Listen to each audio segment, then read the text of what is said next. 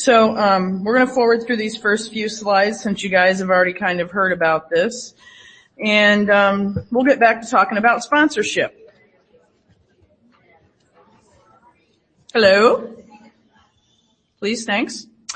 So what is a sponsor imperative? What does that mean? That's kind of the person in your institution who's pulling for you, who's got your back in given situations that might be a little testy, or who's throwing your hat in the ring for a promotion or a bonus or something of that nature. And a person that does those things for you is not a mentor, but a sponsor. So some things you can do to fast track your career is finding a sponsor, because sponsors are going to do the following for you. They believe in your values and your potential. They're going to go that extra mile to advocate for you. So, if you think you're really going above and beyond and your institution absolutely thinks you're not, it's going to be this person who's going to get you that raise or get you that bonus. This person also allows you to have a voice in the decision making and hold a seat at the table. Some programs, the administrative staff have and are allowed to have that voice. In other programs, they're not. It's imperative that you have a voice at the table. And please always allow yourself to take risks. Sometimes the best way to be your best leader is to take a risk and fail, because absolutely you learn something from that. You want to have your sponsors back and create that strategic alliance with them.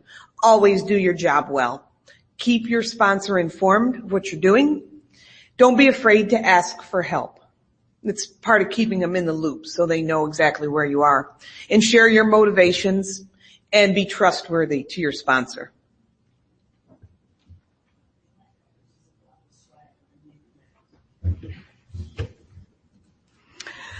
Okay, so let's kind of clearly identify what the difference between a mentor or a sponsor is. Mentors are people that are usually going to listen sympathetically when things are going wrong or you need you want a little advice on how to approach something. And they're pretty free about giving their time. And in those relationships, the energy is flowing towards you and how to make things in your life better, your world better. And for sponsors, it's more about them investing in your career and helping you further your career if you want to advance in your organization. Also, they're going to find ways to help develop you as a leader in one form or another. And they're going to help to make sure that the loyalty and performance that you provide that's above and beyond is rewarded. And so it's a two-way street, because as you're doing these things, you're also representing them in a good light. So here's your basic diagram of, what a mentor and a sponsor does. You can see there's places where they're similar in the middle, but they're definitely different in the end. And, this is a relatively new concept. It was introduced at our institution, about a year ago. And it's been fascinating, because I think as people look back at their lives, they've had multiple times when they've probably had people potentially do this, unless you're dare I say this, unless you're in your only 20s or early 30s, you might not have had those opportunities yet. But when you get closer to that mid-century mark, things change. So with that being said, a sponsor is going to be a senior person who believes in you and is willing to take risks. Some people potentially, and I'll use some of my own examples to help get this point across. So one of my sponsors is a dean at the medical school who absolutely believes in my skill set, and she's got a loud voice at the table. One of my sponsors is my departmental administrator, who can say to me, Ambrosia, you've probably reached the maximum we can classify this job at. If you want to stay here and we want to keep you here, how can we give you other opportunities? Otherwise, let me send you jobs that I know you can do. So sometimes you have to be willing to step outside your comfort zone and think about jobs that might not normally be in your wagon. They encourage you to take risks, and they're going to have your back. They're going to help you along the way, and they expect a great deal from you. It really is stellar performance. And I'm going to say that when you're thinking about this for yourself, you have to be really honest about yourself and your skill set, because maybe there's things that really need to be developed. And sometimes, I'm just going to say some people don't see that about themselves. And so be open to getting feedback from others, and knowing that the feedback is intended to help you, not hurt your feelings, because some people really get their feelings hurt for feedback. So now it's time for a little swag.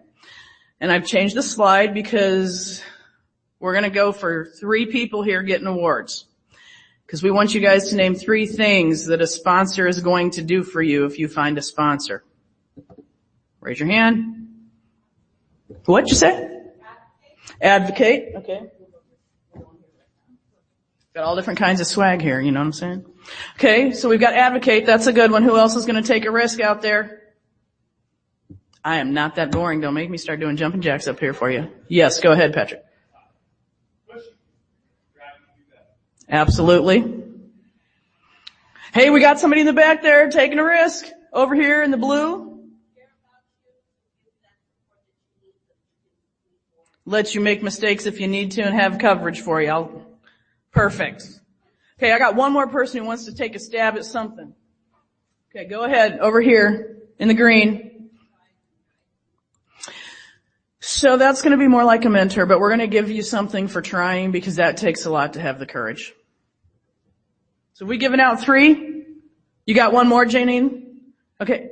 Somebody in pink over here is dying to say something. Go ahead. It's kind of like mentoring and different, but go ahead. Hopefully your sponsor's going to do that. Give her an A for participation, okay? Okay, and I want you to know why specifically we didn't give you an M because we're from Michigan. That might be what it seems, okay? But if you're somebody that happened to get one of these today, when this is all over, hopefully you take time and look in the mirror and say, I choose to invest in me. The M stands for me. You're the me in the looking in the mirror. You're worth it. Give it to yourself. Okay, sorry. Is this you now? Yes? Okay. So, some people might say that this is a little bit skewed, but I'm going to start it by saying that the first premise that was set out through the research that was done for the Center of Talent and Innovation was to realize that Caucasian males typically are sponsored without having to do a lot of work. So for other people, there's usually a little work involved or they might feel a little bit of discrimination. So know that some of those statistics are going to come up today, and by no means is this meant to be biased towards women, but it also needs to be acknowledged that oftentimes there are people of privilege in our society that do get things. Because I know when I wanted to get to the 6-figure salary, I was told no because I was a female.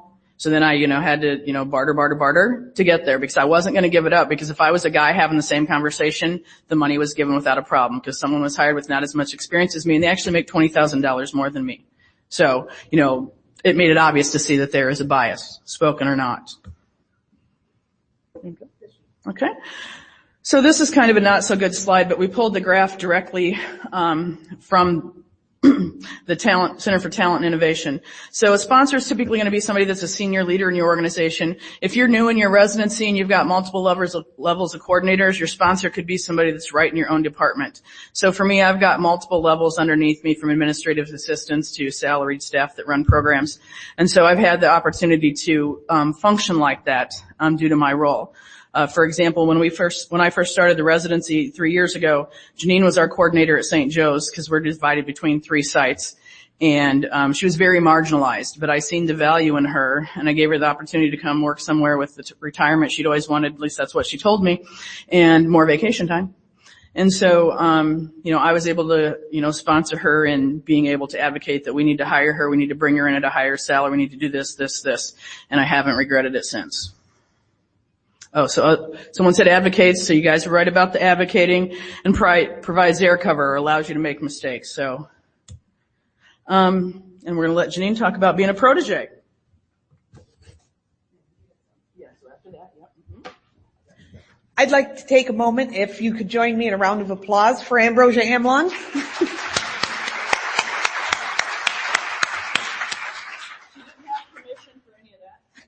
I'm on the fly here. That's how I'm working. She means a lot to me, and she is responsible for where I am today and lifted me up and given me a chance, and I appreciate that. As a protege, you need to put out 110%. You need to be loyal, and have that distinct personal brand, your own touch. You'll be trustworthy and discreet. Bring value to the program. And you'll lead with always yes, yes, yes, which you already all do anyways. No is in no one's vocabulary here. And you'll be part of the A team. By default, working for me, you get to be part of the A team because my name's Ambrosia. But we're going to pass this slide for a minute. And this slide, because it's time for some more swag. We wouldn't want you to go without feeling special about yourself, okay? So now we're going to see if people can list at least 3 things that it means to be a protege. Okay, we got someone over here. Very good. You got the slides up on your thing, don't you? Oh, okay. Because these should be uploaded. So, yep. We're giving out 4. So we got 3 more to go. Who's dying to have an investment in me? Okay, I seen a hand here and then a hand there. Okay, so over here first. Right, because that person's going to need to know that you're not going to be two-faced and cut them off at the knees, right? So integrity and loyalty to me, they mean very similar things. Okay, and right there, yes, good. That's okay. Just because she took your answer doesn't mean you can't have some. Man, why did 3 people raise their hands all at once, like within a... Okay, I'm going to close my... Oh, no, I'm going to make you 3 over here guess a number between 1 and 100, and whoever's the closest gets to win.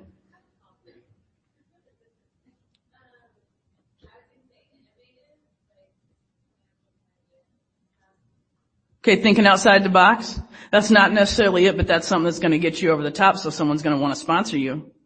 Good thinking. Innovate, innovate, innovate. And if it doesn't work, the old system you can always go back to, right? Okay, so now we're going to get to some things you hadn't planned. And for those of you that are, more middle-aged, you might appreciate what I'm about to do. Love is a two-way street. And I lost it along a lonely highway. Okay, I couldn't pass it up when I seen this, right? See, some of you feeling it just like me. You couldn't help it, right? Right? And I'm just going to say Raven initially did not give me permission to do that, but she knows that's so who I am. She's like, fine, you can sing. So, it is really a two-way street, the sponsor and protege relationship. The sponsor's going to go out on a limb and advocate for me for special projects or something. They're going to also advocate for my next promotion if I'm going to get a promotion or help work within the crazy HR system that might be in your institution. So I couldn't help but grab my head on that one because it makes me crazy. And that person's going to provide air cover for me. So if I'm going to make a mistake, they're going to allow me to make that mistake because they know it's very uncharacteristic. And as a protege, because I'm both in the position of being a sponsor and a protege. So as a protege, I'm also to deliver in, I don't think exceptional ways, I just think humane ways, but they say exceptional. I'm very trustworthy and loyal. Integrity is super important to me, and that means your actions and your words meet up, and they don't change from person to person. You're consistent. So to me, that's similar to trustworthy and loyal. And you got to have your own distinct personal brand. So what is it that's your main thing? Like for me, my personal brand is I can talk to anybody anywhere, even if I don't know them, I'll walk up to them and talk to them like I've known them for my life, right? And if you want to meet somebody you don't know and you're scared to talk to them, just hook up with me and I'll get you introduced to them, okay? So that's one of my personal brands, right? And that's different for everybody. Some people are so finite with numbers. I'm just as nerdy with numbers and I like it, but it's not where I'd prefer to be per se in the spreadsheet. So that's the highlights of that. Are you on the roadmap now? Okay, perfect. Oh, I'm still me. See, I'm all confused without having Raven here. Because we didn't plan this. Do I say who's doing what? And Raven and I do something different than Janine and I do when we give this presentation, so I apologize. So a roadmap for a protege is first you must have a vision. And it's more than just a goal, it's a dream. You gotta think outside the box. You gotta think beyond the moon and hope that if you're getting that way, you're hitting some stars along the way. Because that means you're meeting and reaching some of those dreams. It's more than a desperation and it's inspiration. What gives you passion, makes you want to get out of bed in the morning, makes you want to be the best you can possibly be, knowing that person looks different every day. Where's that sense of direction? How are you going to go? What's it going to be? What risks are you going to take? If you don't like change and you don't like risks, medicine's not the place for you. Because if you want a pacemaker put in today the same way you did 20 years ago, we don't have anything in common. Because I don't want that, And you have to have an overabundance of drive. And I don't want to say workaholic, but that's usually what that means in my opinion. And sometimes it's hard to balance a family and to balance a job that's as demanding as ours. And oftentimes it's easier for men than women. And this is partly because of societal norms that have been put on people. Women are tending to be people of purpose. I need to do this, I need to do that, I need to take care of this, take care of that. We aren't as likely to dream big. My husband is the perfect example. He's constantly dreaming big. He's like, why can't you just dream with me? I'm like, that's not practical, right?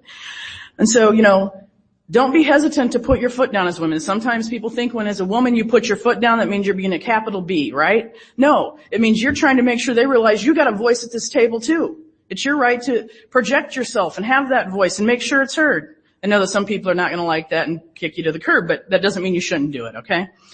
And many people, women especially, have tended to modify their career plans for marriage and family, but that's not specific to men or women. I know plenty of men that have chose to be stay-at-home dads and are just the best dads in the world.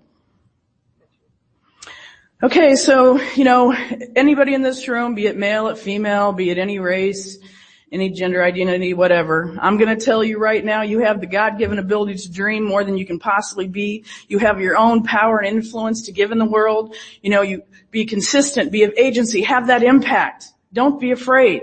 Someone's going to want something you've got to share. They're not going to hear it if you don't share. Please, think about it. Design your ambition. Build that castle. Dream this castle beyond any dreams you can be. It's way more than the castles that you see in the Disneyland fairy tales. Those are pretty cool, though. Still me? Okay, so just some things to ponder. Typically, I would like to do this as activity, but this is a very personal part of the journey to sponsorship, because you need to ask yourself some hard questions. Where do you find that magic in your life? What intrigues or excites you the most? For me, what's most intriguing and exciting is I love to lead and inspire people to be more than they thought they could be yesterday, because they barely began to take the shell off of that, cocoon to become that butterfly. And so have faith in your skills and abilities and take risks, and it's okay if you fall on your face along the way.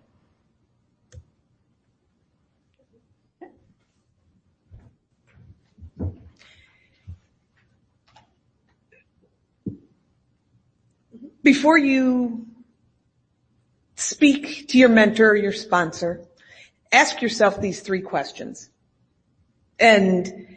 Or maybe even have them, if you can't come up with the answers, maybe you'll work with them for that. What have you done? Only strengths. No weaknesses, no negativity here. Only strengths. And ask yourself, what have you done? What have you proven you can do? And what are you willing to do again or ready to try to do?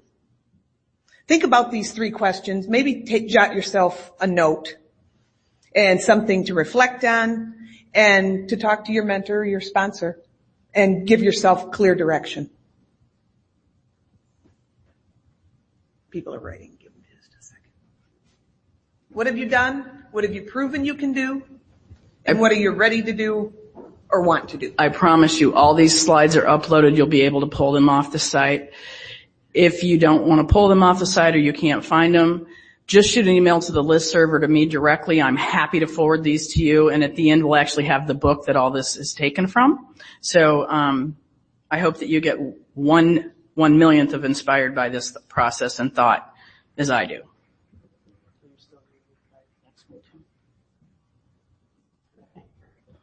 So as you're doing your inventory, this is strictly a positive inventory. Look at what things do you do exceptionally well. Where is your black belt? I have a black belt in small talk. What is your currency? What sets you apart? What experiences distinguish you? Like for me, with my current job, I want to give you a specific example. So the University of Michigan is actually a shared residency program with a community hospital in a small suburb of Ann Arbor called Ypsilanti, and then with a community hospital in the town of Flint, Michigan, which most of you have heard about because I called to make sure the water I was drinking up there was actually, correct, or I wouldn't be back for a while. And so for us, when they were looking for somebody like me, I was a uniquely qualified candidate because my first job was with a shared residency between a community hospital and an academic medical center. And so I know what it felt like to be the community site because you really are a marginalized partner and an afterthought. And so I was very committed into changing that. And of all the people they interviewed, they said I was the only one that understood the difference between the community and the academic. So it made me uniquely qualified for my position, but I also have a black belt in having those uncomfortable, tough conversations. So I was smart enough to ask faculty when I interviewed if I could give them uncomfortable feedback if I felt they were doing something wrong that was detrimental to building a strong team. And needless to say, I have done that from the dean down, and I still have my job. So, people at the top don't always take that well, even though they give you permission. So also, Create your own personal mission, and mandate your organization's overlap where it might be with your own personal values and goals. Part of what you have to do, too, is you're thinking about your path and your career. If you're thinking about staying inside your institution or maybe branching out to something different, is your organization a flat organization? Are there very few titles, very few opportunities for growth and advancement? You'll find that more often in community hospitals and academic centers, but trust me, it happens in academic centers as well. What do titles mean in terms of who manages who has the voice in the institution that people are going to listen to? What deliverables will get a person promoted? For me, it was improving relationships between the 3 sites, building a strong administrative team that could get along with the faculty. I say build a strong administrative team that the faculty could get along with. Those are probably the highlights. Oh, and I'm good about money. I always get them to pay more than they want to.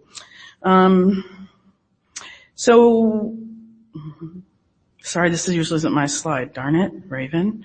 And what are the notch points to sticking places in your organization? And for our organization, it's very large. There's 33,000 employees at the main healthcare campus. So there's lots of room for opportunities and growth and development. There's lots of people that you can, if you're not shy, you can get in front of and make a name for yourself. Identifying your potential sponsors. 3 things to look for.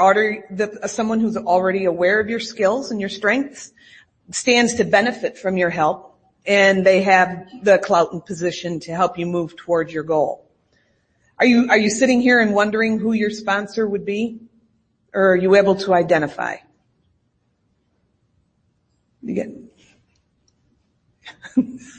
No, don't know who your sponsor would be? Go ahead. There you go. You use these 3 criteria to help you identify that person who could sponsor you. And if you come new into your role in a residency, you can probably quickly figure out who's got political capital and things and who it is you need to make sure is aware of your skills and abilities. So when you're doing this, you're going to want to choose your targets carefully. You can't necessarily be put off by somebody's leadership style, because just because they don't lead like you doesn't mean that you don't have things to learn from them and that they couldn't be a sponsor for you. A perfect example is my direct supervisor is the department administrator, and him and I have very different styles. He runs from conflict. I just say, let's just deal with it so we can move on. And I've had to learn, it took me probably 7 months to get a clue that he didn't want to hear anything about something that wasn't going well. So I just dealt with it. Didn't tell him anymore. We focus on things that are going well and what things are happening within the department. Our relationship is much better, and he's very willing to advocate for me. He put me actually involved in a committee that involves both the academic undergraduate campus as well as the healthcare system. So pluses and minuses. I signed up for a lot of work when I didn't know what I'd agreed for. And don't be afraid to ask your boss to make connections. If you know, for example, I really want to work in internal medicine in this role, don't be afraid to ask them to advocate for you if they know people over there, if a job comes open. Network, introduce yourself, and if you're afraid to introduce yourself, find me so I can introduce you to folks. Maybe find a project you can collaborate on, not just within your department, but maybe something that's common to coordinators throughout your institution. And if a sponsor says no, that doesn't mean that there's anything wrong with you. It just means that they might be able to direct you to somebody who's more appropriate, because maybe what they're not telling you is they're about to take a position outside the institution, and so that's the reason they're not going to, sponsor you, because they're not going to be to support that and see it through. So you're going to need to distribute your risks. When you thinking about sponsors, you need more than just one, because if you only got one sponsor at your institution and they leave, who's going to be there to advocate for you for that next opportunity? So try to figure out how you can have more than one sponsors. Your sponsors don't have to be interconnected. I've made some sponsors in the professional development office now, partly because of my commitment to sponsorship and its role in helping people grow their careers. You also may need to increase areas where you have leadership possibilities. So if you can't find those opportunities in your institution, what things in your community might you be able to get involved in?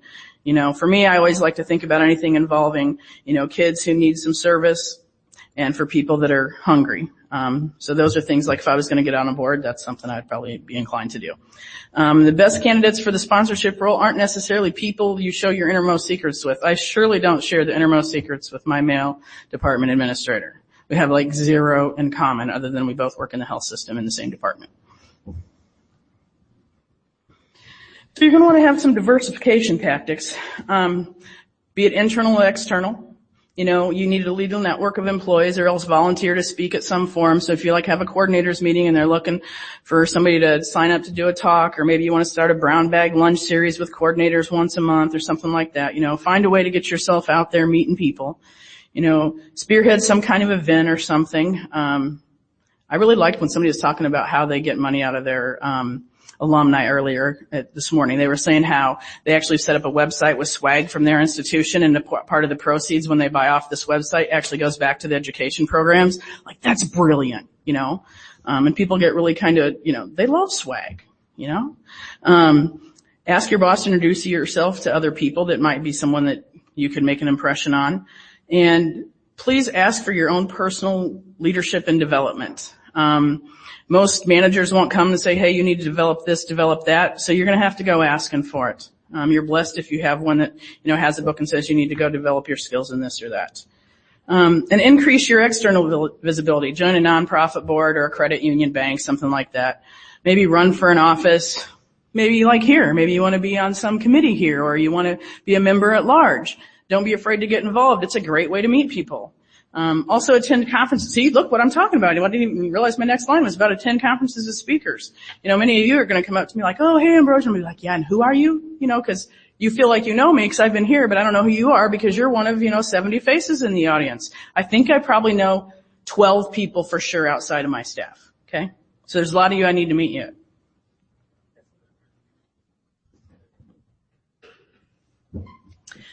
Make sure your communication is clear with your sponsor.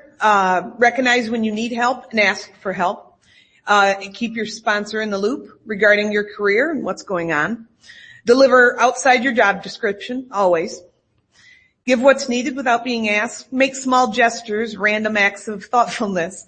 When we did this a few weeks ago, we shared a room together in California, and the next morning after we delivered this lecture, I got up and I said, oh, Ambrosia, let me make you a cup of coffee and serve you in bed.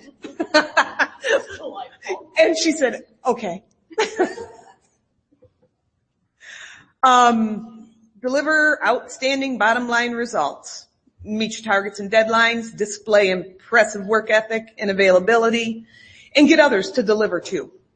Be trustworthy, have discretion, and always have your sponsors back.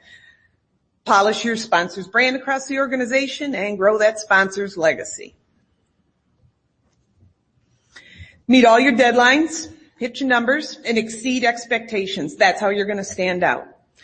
The sponsor and a protege must be able to cite your accomplishments based on the company's values. That's keeping that sponsor in the loop. Get the word out about your success. Don't be shy. How many people feel like they're doing something wrong when they brag about how well something went? Okay, then speak up for yourself.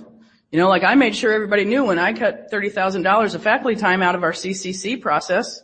You know, that's a big thing to say because they always say education costs money. Well, I just saved you $30,000, so now what, right? Okay, so make sure to develop your personal brand and deploy your currency.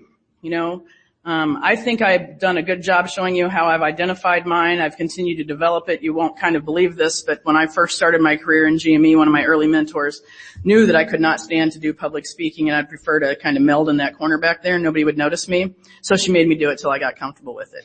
Now get me away from a mic. Ha! Right? Okay. So sometimes you might need to revisit your performance reviews to see where you consistently excel. You know, you can do a self-assessment, but you have to be willing to be brutally honest with that person you're seeing in the mirror. And sometimes that can be rough and tough. Because sometimes I can come off a little harsh to people. They don't appreciate my approach. Never occurred to them I might not appreciate theirs either, right?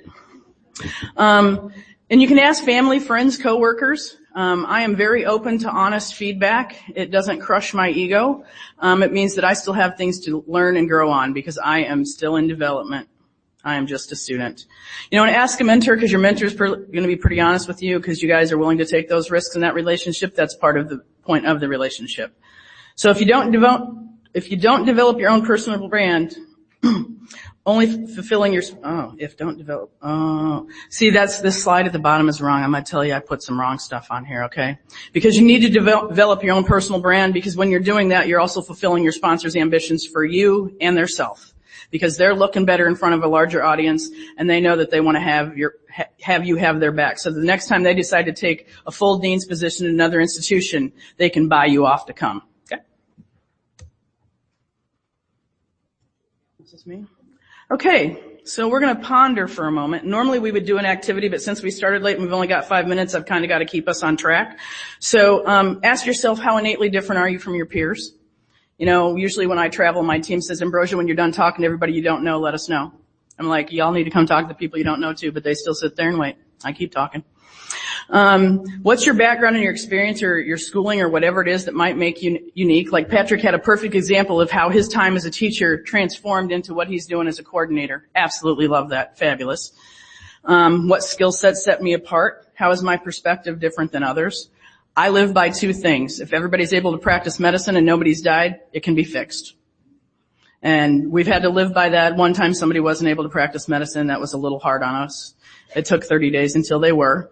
But so far, we haven't had to do anything that dies, because the kind of work we do doesn't typically save lives or end lives, but it might make people want to run in the other direction when they see what all it is that we do, because it's way more than you think you've signed up for.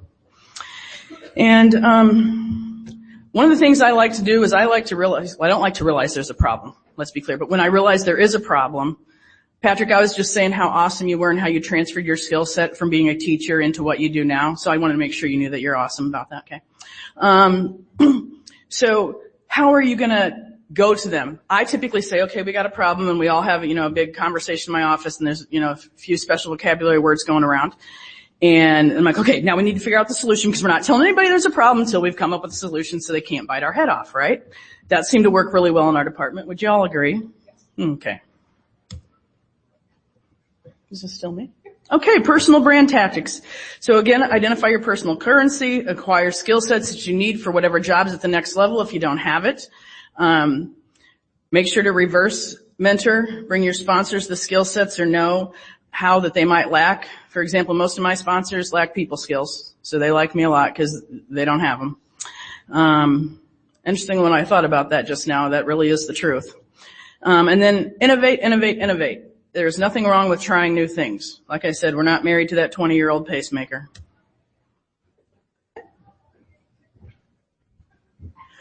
Show commitment to your institution. Demonstrate that commitment. Say yes, even if you know it's a qualified no. Make sure your attitude is always on point. Say yes for your sponsor and propose solutions rather than present problems. Good thing to keep, in mind. When you have a problem, make sure you always go armed with one, maybe two solutions. That'll set you apart. Okay, so a portion of this thought process with sponsorship by the Talent and Innovation Center is, I said, specifically kind of designed towards women. So, women are encouraged to make themselves a safe bet. And I don't mean to be funny, but some of these things that are the most obvious actually appeared in the studies that they ran across the finance industry, the auto industry, the healthcare industry, is that the first one, like, okay, we all know not to have an illicit affair with our supervisor, but people might assume that if you're too buddy-buddy with a supervisor, they might automatically assume you're a woman, he's a man, this is going down, right? So it's important that you don't have one or don't have, make it seem suspicious like you do. Relentlessly transmit professionalism, no flirting. I probably fail at that one because I flirt with everybody. It's true. I got it from my dad. He was a teacher. I bet Patrick's got it in him too. Be upfront about personal and family commitments that you value, because all of us are at different stages in our life and have different things that are important, so please be upfront about those. Be clear about what you want and where you think you're going. And part of this journey is to figure out where you want to go so that you can articulate that, right? And gossip isn't anything good in terms of a leader. And if people are busy gossiping, you have to prove to yourself that you are worthy of singling out for quality work. So Raven was going to present these slides, and they'd been much more powerful. They weren't coming from me. But I'm going to have to do that on the fly. Because unfortunately, there still is a bias in our society against people, like it or not. So they asked some specific questions about trusting people and fairly being compensated. And many people considered in minority classes felt like they weren't going to be fairly compensated or recognized. Many people felt like they had to conform either in dress or vocabulary or something of that nature. And also there's a thought process that some people are going to take credit for other people's work. So that's why you have to make sure that people know about your successes and what you've done well. If you've innovated something, make sure people know. If you've improved something, make sure people know. If you said we're getting rid of this because there's no useful value, make sure they know. So also, there's quite a large struggle with bias and discrimination, and African Americans at least commented in this survey that they feel very impacted by that, as do Asian Hispanics. And people of color perceive that it's best to put up and shut up, because if they bring attention to it, they're going to be singled out as the troublemaker. I can say we had some problems with racism in our residency recently, and the person who brought the situation to the forefront, he was ostracized when he was the one that was right? So if you think about it, unfortunately, most of us do have some bias. And also minority leaders often feel responsible to support other minorities of their same race because they know how hard it was for them to get the position that they achieved. So it's very important to things that you can kind of do potentially to surmount the color barrier is master social banter.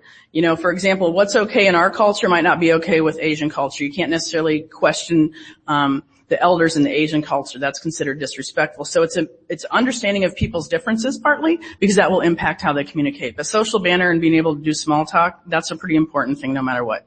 I'm not going to say pick up a sport because she's a triathlete and she makes everybody feel lazy in the office. I won't agree to be in the Fitbit challenge or nothing. I don't need nobody know how lazy I am. So, propose and feel free to propose projects that it might position yourself in a leadership role. And then it's okay to ask for help. If you're working on a project and you don't know, it's okay to ask for help. No, sometimes there will be people though that don't necessarily have the answers for you, and you may be forced to figure it out on your own. And if for any reason you know that you're a final candidate for something and you've been passed over, please, please, please find out why. Ask for that uncomfortable, critical feedback, because most people aren't going to tell you after you're interviewed, I enjoyed my interview with you, and here's the reasons why, here's what I thought you did well, here's areas that I think you could still develop. I do that, most people do not do that. I actually have an employee that I told no they couldn't come to work for me, and then I had to send them back a note and say, I'm sorry, will you still come to work for me?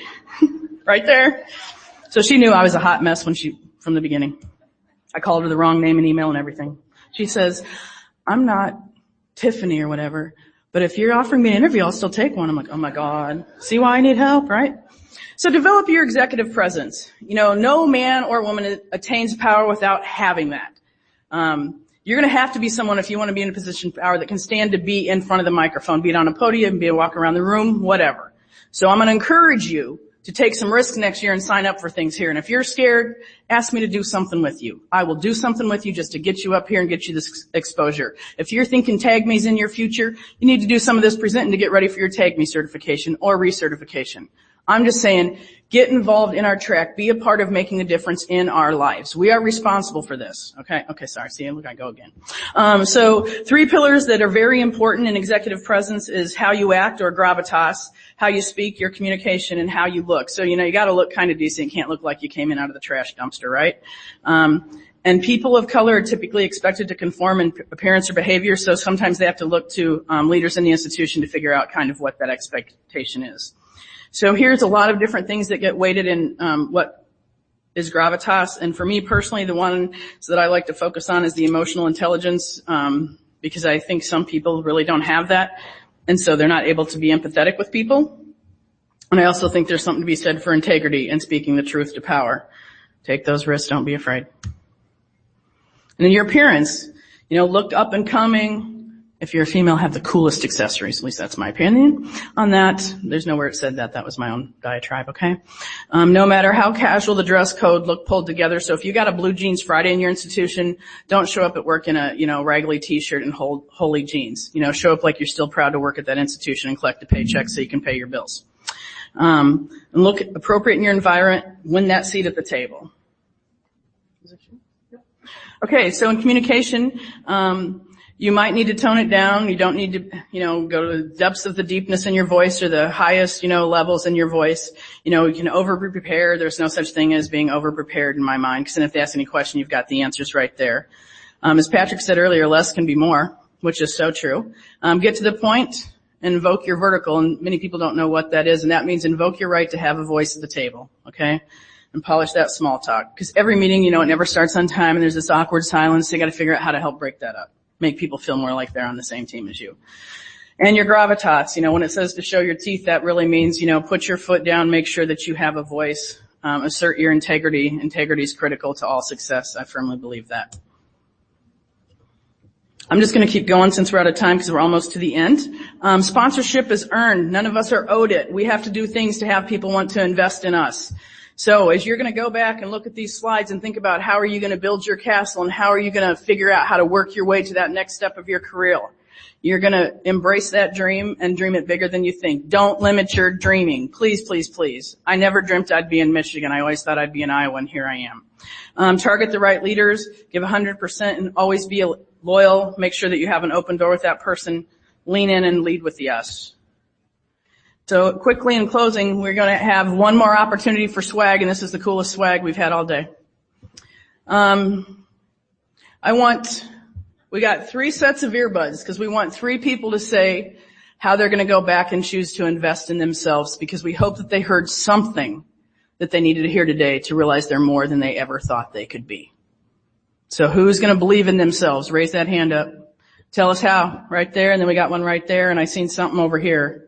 Who's being shy with their hand? Okay, we got a taker, man. Shoot.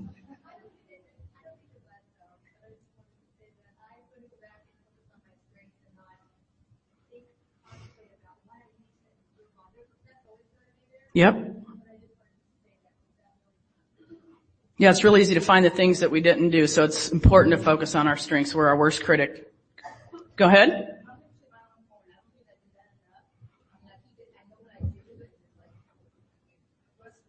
Girl, you better rock what you're doing out there. Let them know. Okay, we got one more right over here in the center.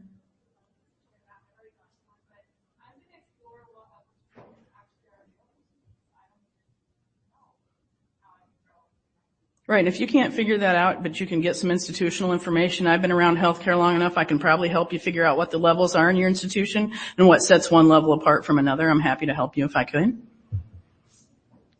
Okay, anybody else? I don't have any more earbuds. Well, we want to say we appreciate you actually spending time here with us today, and we hope that you're able to figure out how to implement sponsorship in your life. We appreciate everybody in this room that chooses to lead with positivity. Negativity multiplies itself tenfold, so those of us that manage to find the silver lining in anything, continue to lead with that positive mind frame. We appreciate you spending time with us today.